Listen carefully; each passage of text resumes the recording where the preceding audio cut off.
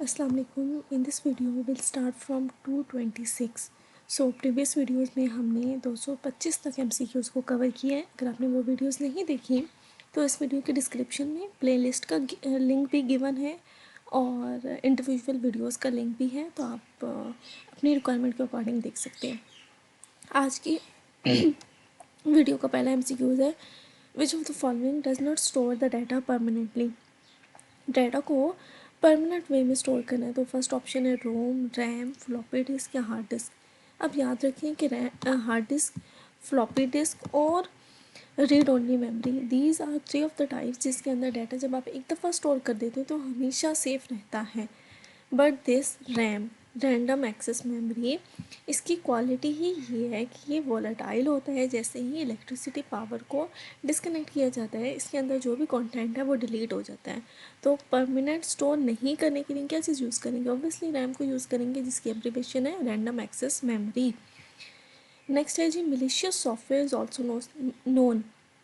Malicious का मतलब होता है वो चीज़ जो कोई ख़राबी पैदा करे, जो हार्मफुल हो। ठीक है, तो मलिशियस सॉफ्टवेयर्स को हम दूसरे वर्ड्स में मालवेयर भी कहते हैं। ठीक है, इसका बैडवेयर रिलेटेड कोई लफ्ज़ नहीं होता कंप्यूटर टेक्नोलॉजी में, तो उसको निकालते हैं। मलिशियस वेयर भी नहीं होता है, इलीगल वेयर भी नहीं होता, तो ये तीनों नाम तो कंप्यूटर टर्मिनोलॉजी में एग्जिस्ट ही नहीं करते। जो मलिशियस सॉफ्टवेयर्स होते हैं उनको मालवेयर बोला जाता है। ठीक है, और कुछ एंटीवायरस सॉफ्टवेयर जो इनको डिटेक्ट और रिमूव करते हैं उनका नाम होता है मालवेयर बाइट्स। ठीक है, मल्टीपल डिफरेंट सॉफ्टवेयर्स हैं जो कि एज एंटीवायरस काम करते हैं। हार्डवेयर और software design to guide the against the unauthorized access to the computer network is also known as firewall। ये बेसिकली आपके कंप्यूटर सिस्टम के आसपास एक वॉल की तरह काम करती है। जब भी कोई वायरस अटैक करने लगता है तो ऑटोमेटिकली ये आपके सिस्टम को उस मलिशियस सॉफ्टवेयर से, उस वायरस से प्रोटेक्ट करती है, अलार्म डिटेक्ट करती है, उसको ऑटोमेटिकली आने से रोक देती है।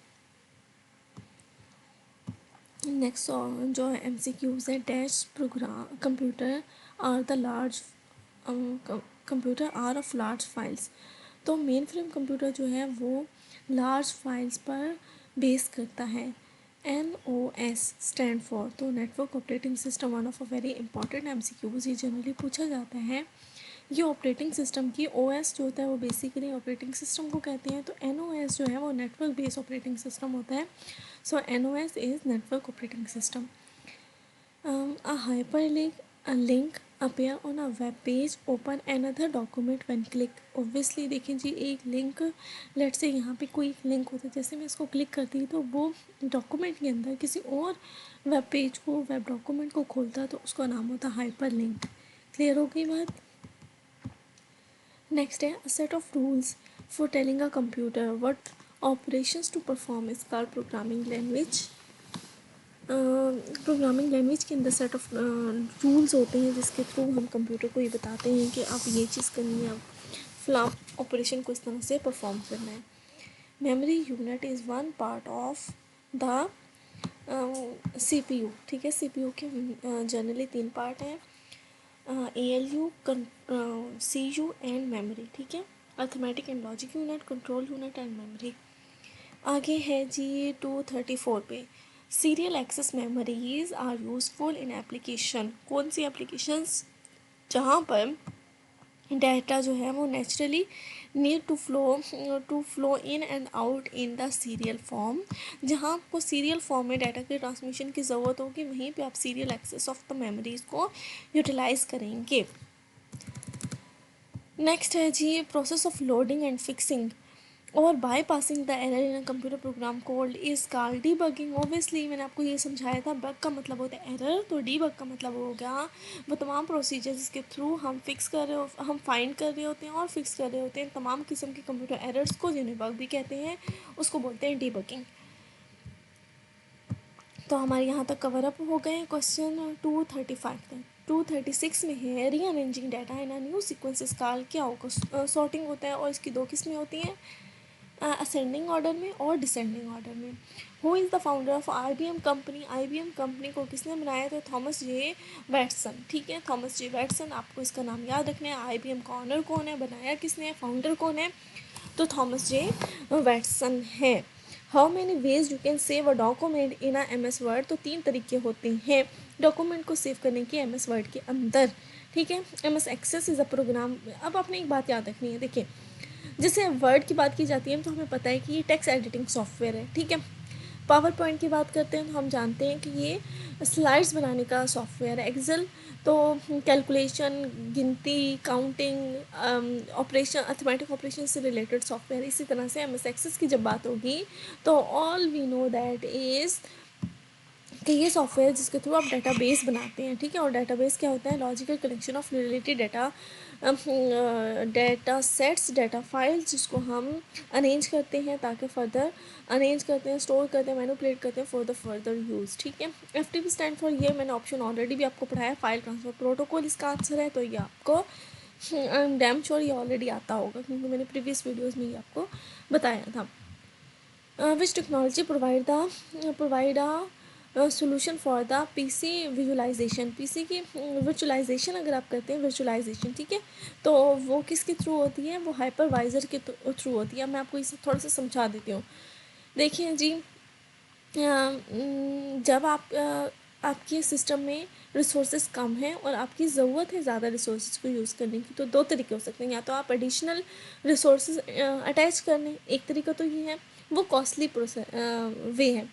दूसरा मेथड ये होता है कि आप उन्हीं रिसोर्सेज को विजुअलाइजेशन के कॉन्सेप्ट को यूज़ करते हुए उनको कंज्यूम कर लें। उसमें आपकी फ़िज़िकल रिसोर्सेज वही रहते हैं लेकिन लॉजिकली रिसोर्सेज जो हैं वो इंक्रीज़ हो जाते हैं। लेकिन वो होते किसके थ्रू हैं? वो हाइपरवाइज़र के थ्रू होते हैं। दिस इज़ अ सॉफ्टवेयर जो कि आपको विजुअलाइजेशन की फैसिलिटी प्रोवाइड करता है।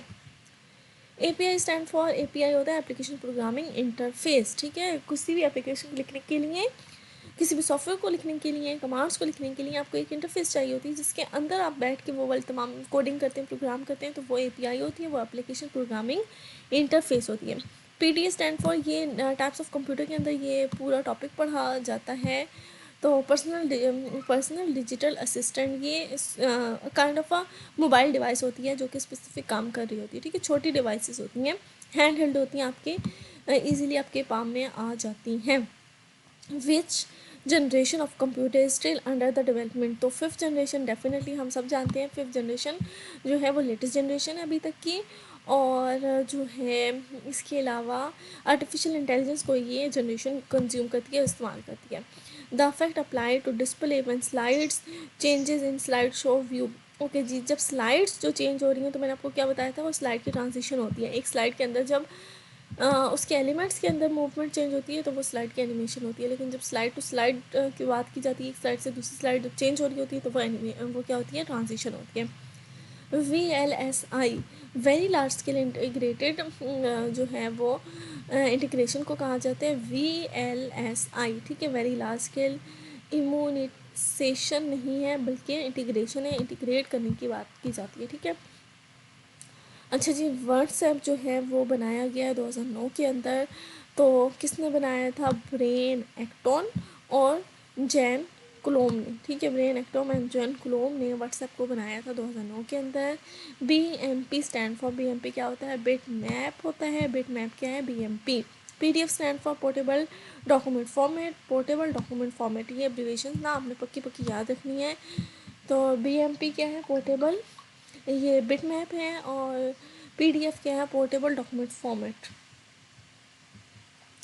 आई downloaded this PDF from textpoint.pk। If you need same आप वेबसाइट से जाकर डाउनलोड कर सकते हैं। One of a good website for preparing your basic computer science MCQs। Modem stand for modulator and demodulator. और which of the following, okay जी, ये 250 तक कवर किया है, इसको चेक कर लेते हैं टाइम और उस हिसाब से फिर देखते हैं। चलें, I think it's enough. 10 minute की वीडियो जो है वो इनफ होती है।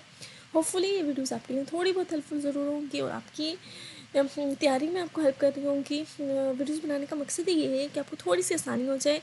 वो तमाम स्टूडेंट जो पढ़ पढ़ के थक गए हैं और उनसे मुझे पढ़ा नहीं जा रहा, तो उनके लिए वीडियो सीरीज़ ऐसे होगी कि वो रिलैक्स होके एक दफ़ा तवज्जो से सिर्फ ये सुन लेंगे तो उनको ऑप्शन जो है वो रट्टे मारने की ज़रूरत नहीं पड़ेगी, उनकी सुनी हुई उनके बात जो है उनके माइंड में रहेगी और इंशाल्लाह जैसे ही MCQs आएगा तो वो राइट आंसर जो है वो चूज़ कर सकेंगे। इसमें एक और चीज़ ये भी है, अगर आपको एक दफ़ा वीडियो पूरी देखने से सारे MCQs नहीं याद होते हैं, आप सिंपल एक दफ़ा दोबारा देख लीजिए, तो उससे ये होगा कि जो कुछ ऑप्शंस आपके रह भी गए होंगे तो आप उनको अगेन वो जो चंद एक रह गए हुए ऑप्शंस हैं वो भी आपके तैयार हो जाएंगे। सो ये आसान तरीका है तैयारी करने का। तो वीडियो बनाने का मकसद भी यही है कि आपके लिए कहीं ना कहीं आसानी क्रिएट की जाए, कि वो जो हमारे 3-3 घंटे लग रहे हैं हम ऑप्शंस को याद कर रहे हैं और रट्टी मारे जा रहे हैं, तो उससे आसान तरीका ये है कि हम वीडियो को सुन के जल्दी से जो है वो चीज़ को समझ लें। So thank you so much for watching this video.